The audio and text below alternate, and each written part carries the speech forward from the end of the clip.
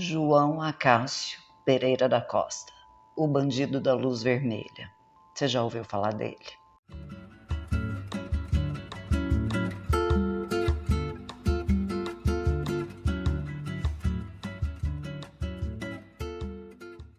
Olá, sou Renata Gonçalves, médica, psiquiatra.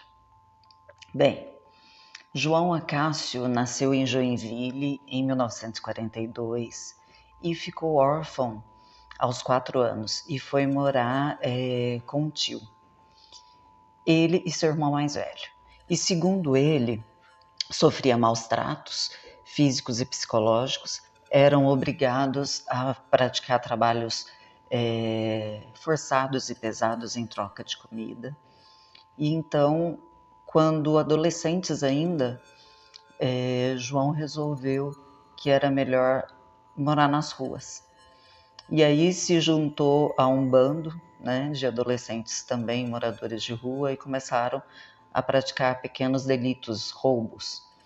E nessa época, ainda adolescente, ele foi pego por um grupo de adolescentes mais velhos, rivais, e nessa ocasião ele sofreu abuso sexual por parte desses garotos. A partir daí, ele se mudou para Santos, onde fixou residência, e já começava com uma certa obsessão pela cor vermelha. O apartamento que ele morava era todo decorado em vermelho. Ele tinha um fascínio, né, aí pelos cantores da Jovem Guarda. Então ele acabava meio que se vestindo como Roberto Carlos, gostava de usar peruca. Os vizinhos achavam ele um cara muito, muito amável, muito amigável. Como ele morava em Santos, ele ia de ônibus a São Paulo para praticar os seus roubos, de preferência em mansões. Ele tinha uma predileção pelas mansões. Roubava geralmente joias, deixava bilhetes para as pessoas, um tanto quanto desconcertantes, falando que da próxima vez esperava que eles estivessem vestidos, porque ele entrava na madrugada, né, entre 2 e 4 da manhã. Então ele deixava, na próxima vez que eu vier roubá-los, espero que estejam vestidos. Então ele tinha aí um certo senso de humor, né? Bem, e ele começou com esses crimes em São Paulo, numa média de 4 vezes por semana. Ia de ônibus a São Paulo, roubava e voltava. E na mesma época começaram a aparecer, né, notícias de um serial killer.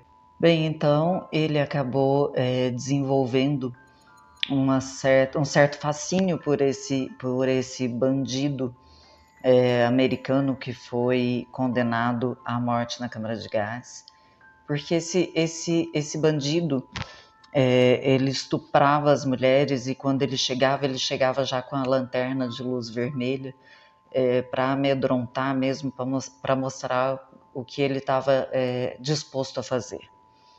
Então ele desenvolveu esse fascínio também por esse Red Light Bandit, como ficou conhecido mundialmente. Então ele tinha essa certa dificuldade, né, da própria identidade, né? Se vestia como Roberto Carlos, usava a lanterna vermelha nos seus assaltos, e também ele tinha um fascínio por filmes de cowboy, que usavam chapéus grandes de feltro, lenços cobrindo o rosto na hora dos assaltos, e ele começou a usar disso também.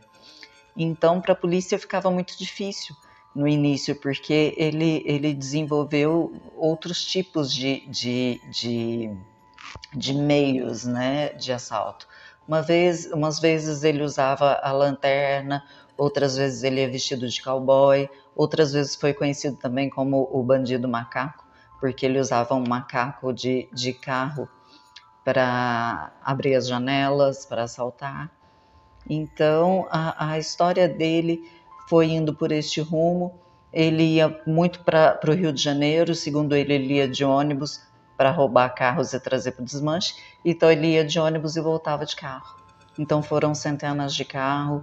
Ele foi condenado a muitos crimes de roubo, homicídio, e os estupros que se imagina que foram mais de 100 mulheres, a polícia nunca conseguiu comprovar nenhum deles. Embora ele na prisão tenha recebido flores e cartas de mulheres supostamente estupradas por ele, mas que tinham um certo fascínio por ele. Bom, João Acácio foi preso em 1960, ficou 30 anos na cadeia, embora tenha sido condenado a mais de 300 anos de prisão, ficou os 30 anos, que é o tempo máximo permitido na prisão do Brasil, sendo que desses 30 anos, os últimos 7 anos ele passou internado em um manicômio judiciário. Ele foi posto em liberdade em agosto de 97 e em janeiro de 98 ele foi assassinado com tiro de espingarda. E segundo as investigações, ele foi assassinado pelo próprio rapaz que o recebeu em casa, que era um pescador. E segundo as informações, esse pescador acabou matando João porque João, num surto de agressividade, avançou contra o irmão dele com uma faca e ameaçando matá-lo. Então foi absolvido esse pescador como um crime de legítima defesa. E aí eu me pergunto, e lanço a pergunta para vocês também, até que ponto as pessoas que sofrem violência física, psicológica, sexual desde a infância, adolescência, até que ponto elas podem levar uma vida dita normal, né, sem praticar violências, crimes, abusos físicos, psicológicos? Até quando? Até onde?